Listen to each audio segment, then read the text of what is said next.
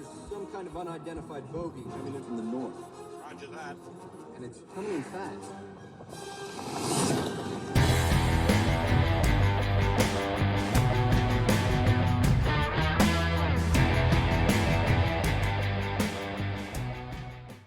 Hey guys, welcome back to the channel. If you're new here, my name is Tyler. This is Pockets Full of Comics. This is where we talk about comic books and anything related to.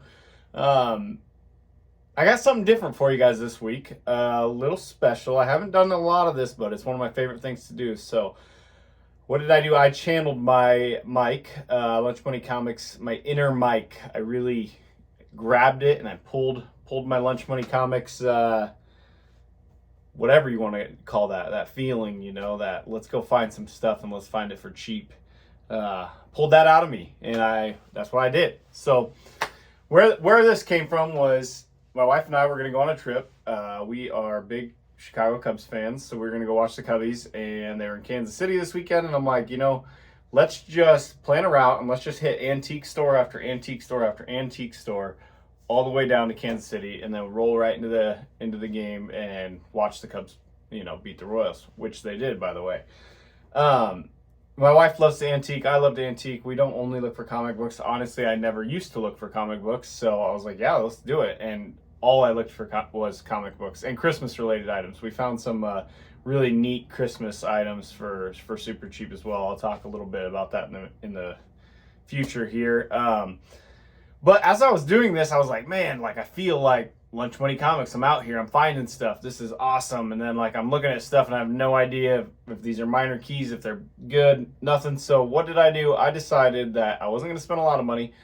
I was only buying old, like 10-cent or older. Like unless obviously I found a 12-cent key that popped that I knew I would buy that, but I didn't find any of those. So spoiler there. But I did find some old stuff. So we were rolling through some towns that, you know, these antique stores, if you've ever went antiquing or antique store hunting, if you will, you can almost tell instantly when you walk into a store if it's going to be a good store or a bad store, right? So for those of you that like to go antiquing, you'll totally understand this and feel this. So you walk through that first store, you walk through the door and you just look, and they've got all the bays where each vendor's set up, right? Each little booth.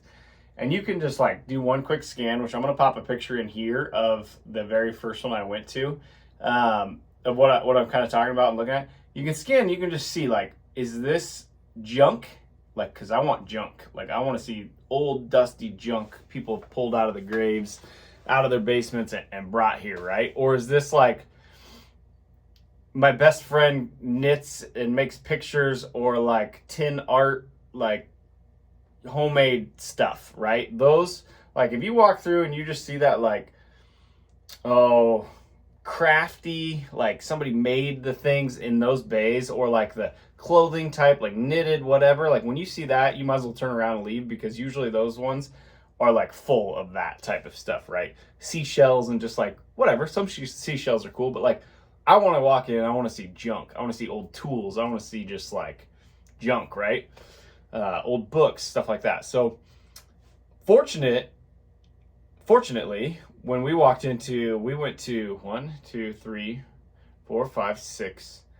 We went to 6 antique stores or antique malls or whatever you would call them, and 1 garage sale in between Iowa and Kansas City. And out of all of them, I would say 4 of the 6 were good, and the other 2 were what I described, where you walk in and it's all new stuff that people make or have found and try to flip or whatever it is, but stuff I was not interested in. So 4 out of 6 is pretty good. But yeah, I found some books. So I don't know a lot about any of these, and that's what's exciting because I want to learn.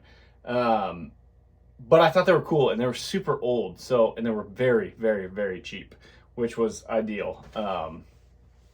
I'm going to tell you at the end of this video exactly how much money I spent. If you want to guess in the comments, I'd love to hear your guess, but obviously if you continue to watch, you'll know at the end here. So I'm going to show you the first book. So the first book that I found was at our 4th stop. So not the first book I found. First book I'm going to show was at our 4th stop. So I found this. This is Red Ball Comics. So this is 1947 Parents Magazine. It's got some basketball players on the front. It's got this, I don't know if it's Annie Oakley or who the heck's down here, Powder Keg Rescue. This chick down here shooting somebody. It says materials by courtesy of Parents Institute. John's Department Store. Always try Jones first. Or sorry, Jones Department Store. Always try Jones first. Princeton, Missouri. And then up top says trademark, patented 1901. Stories of sports and adventure. So I looked this up. It was a promotional book by Red Ball Band Shoes. It has sports stories throughout the whole thing. I did open it up and look at it. A lot of sports stories in here. And there is only one of these on the CGC census. And the one on the CGC census is a 4.0. I think if somebody really put some elbow grease in this, they could probably get it up to like a 3.5. If it pulled a 4.0, I'd be shocked because there's a few rips. But I don't know, maybe it's possible. But anyways, I thought this was super cool. Very, very neat book. So I found this on a shelf, and there were probably like 10 other comic books with it. And I asked the gentleman, I said, how much, for this one? And there were a couple others I thought about grabbing, but I just didn't know anything about them, and they weren't very old. There was one old Straight Arrow book, but I have a bunch of Straight Arrow books, and cover was detached, it was shredded, and I just put it back. So this book, I walked it up to the gentleman, and I said, and I'll show you like a video as I'm walking out. It was kind of awkward. Like, I don't know how Mike and you guys that do the antiquing video all the time, like you'd have to almost have the GoPro, but I just felt weird kind of videoing because it was just me in there and this guy was kind of watching me, and it's fine. Like, I don't think he would have cared, but he would have probably asked, and I just didn't want to explain what I was doing. So I didn't video it, but I took a video as I was walking out of the place, which I'll pop in here. But took this up to the gentleman, and he told me that his store had been closed. His father was sick. He had just recently opened, and he had other stuff. But, he's really nice, really great to talk to. And I asked him the price on this, and he said $2. So I paid $2 for this book. Yeah, I would have paid more just simply because I thought it was cool, and this is exactly what I was looking for, is old comic books. So weird, unique things I've never seen, and I picked it up for $2. So let me know, you think $2 is a good deal? I thought it was a great deal.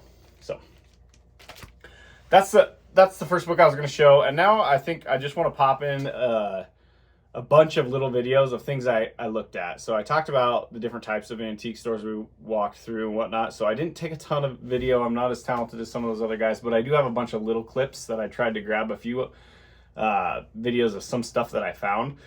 So I will say I didn't find a ton of comic books. There was one store that had a bunch, but the guy was talking like crazy, and he had each one priced at like $10-15, and I just didn't, it was hot in there. I didn't want to spend the time. So I skipped a lot of those. So I'm going to plug those videos in here so you guys can check those out of me walking through the store. Okay, so I was at this one, and you can see there's a lot of neat stuff. Flash, Adventure Comics, the Lone Rangers were cool, but I have plenty of those. Not a ton of valuable things. A lot of Superboy and World's Finest, but these are the books that I'm talking about. I don't know the minor keys or any of that, so I didn't pick any of these up. No 10 centers. These were all 12 centers. So I just kind of flipped through and moved on. Next, I found some of these from Beyond the Unknown, which I knew absolutely nothing about. A bunch of little laugh comics there. Some cool books, but nothing I was interested in. Flipping through, just checking, see if I can find any 10 centers. I don't know a lot about the X-Men books. I found a few, but nothing that jumped out. This is that store where I found that one, the sports title book. Found a couple New Kids on the Block hiding underneath a little seat there. Left those behind. I thought this was neat. This is kind of what I'm talking about, what I'm looking for, you know. He had rifles, he had cars, he had awesome old signs. This was right next door at the same place. These books were great. They looked good. They were priced a bit high. There was a Dennis the Menace number 100, I believe was the last one right there. I almost grabbed it, but it was a little high. So I thought these little small books were really cool. I thought that Mickey Mouse one would be worth something, but it really wasn't. It was worth about what he was asking. So yeah, that's just kind of what I was doing, was flipping through and looking at cool old paper. And then this is the best one. This is, you can see where I found those two books sitting right on this shelf. Those two 10-centers, they just jumped right out at me. They were in rough shape, but I had to have them. They were on that shelf for only $1, so couldn't leave them. $2 spent was well worth it at that store. Okay, so hopefully you just watched all those videos that I plugged in if I edited it correctly, and got to see kind of some of the stuff that we found and some of the books I was flipping through and whatnot. So the last one that you saw me pick up 2 of the books was the very first stop we made. So we walked in and I was hunting for comic books. I just wanted to find anything that was old paper, right? So I did, and you probably saw those in the book. So I found a couple old pulps, which I don't have any of these. These things are super thick, really cool, and really old, and quite brittle actually, but like I said, I was looking for cheap stuff and I was looking for old stuff. So this is Detective Fiction Weekly, formerly Flynn's, Gabriel's Wings, an eerie novelette by Richard Sale, or Sale probably. This is from August 12th. 10-cent version, August 12th of 1939. This is from 1939, which I just think is crazy. This is volume 130, number 3, and it's Red Star. So 1939 Red Star. So let me know if you know anything about these, or if you've read these, or if you are of the age where you remember any of these. Like, that would be a while ago, but maybe people know more about this than I do. There's not a lot of info out there, but I just had to have it.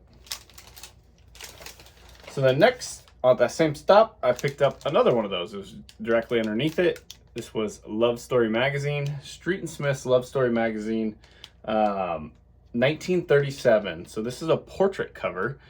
You can see it's in rough shape, but you still have the main piece of the portrait, which I thought was cool, and it was a red cover. So probably not worth cleaning or anything, because it's just, beat up, but so cool and so thick, and just a neat book. So I had to grab this as well. So talking about cheap and grabbing old stuff, I paid exactly what you saw in the video for these. They were on the shelf and they were $1 a piece. So $2 for 2 books from the 1930s. I had to have them. Thought they were really neat. So I would imagine most people would have paid $2 for them, but let me know if you would have in the comments, or what you think about these. I haven't researched them a lot. I don't know a lot about these old pulps, but I was like, for $2, I gotta have them. So the last place we stopped, we actually passed an antique. On our way to an antique store, we passed a garage sale sign. I saw the sign, then I saw the house, and we were in Missouri, and like this house, I was like, not stopping, right? But then we didn't see anybody out there. It was just like a sign, and the garage was set way back, and you can't even see in the garage, and it was hard to tell that there was a sale there. So we passed it, went to an antique store. On the way out, I told my wife, I said, should we stop at that garage sale? And we're like, nah, probably better not. But when we were driving past it slow, it was a city street, like 20 mile an hour or something. Driving past it slow, I saw this guy sitting in the old lawn chair, and he was like 90 years old. And I'm like, oh my gosh, we have to stop. If it's a 90-year-old guy's garage sale in Missouri, like, there's going to be something good. So we stopped, and I'm so glad we did. It made the trip. I did not find any comic books, unfortunately, but we found a ton of old vintage Christmas stuff, which is a comic channel, so I'm not going to show that off, but like old bulbs, old boxes, old ceramic Santa Clauses and stuff, and we bought like all of it. We got up to the table and we had thrown all our stuff together, and marked, he probably had like 50 to 60 bucks on it. And he's like, will you guys do $15 for all of it? And I'm like, yes. So he gave it to us for a great deal. But as we were walking up there, the only piece of like paper that I saw there that resembled a comic or a book was this. So I grabbed it, and I know nothing about it. It is Riverside Literature Series Beowulf, number 159. So I don't know what it is. On the inside, it says, I think it's Shakespeare. It was signed by Byron Hughes, if he's anybody in there. But this thing is just old. I think it's from like the 1900s. Like the inside, it says 1904. So I don't know if that's, So yeah, it says copyright 1904 by Houghton Mifflin and Co. or Houghton Mifflin and Co. The Riverside Press, Cambridge, Massachusetts. So I just had to have it. I thought it was cool. I thought it was old. I paid essentially nothing for this with the deal he gave us, but let's just call it 50 cents. So totally worth grabbing that. But so that's it. Those were our finds when it came to comic books. Out of the 6 antique stores, I found, you could see me flipping through, there were probably some books that maybe were worth it, but a lot of those antique malls, you got to find the old stuff and the cheap stuff, the dollar stuff, the whatever, because you go to a booth where it's all comic books and they're marked usually pretty accurate when it comes to pricing. I specifically don't know the keys well enough and know all the things I need to know to flip through it and pull out the deals. So the deals that I was looking for are old paper, right? So anyways, I thought this would be a cool little video, something different than me just sitting here talking about books from the collection I currently have. So let me know what you thought about this. I plan on doing a couple more trips like that. It was super fun. I had an absolute blast finding these books. I can see the allure of, like, you know, Lunch Money Comics and people watching his videos. That's why I like to watch his videos. So hopefully I can find some more books like that in the future. And yeah, hopefully you can too. So get out there, get off the couch, go find some comic books. Thanks, guys. Bye.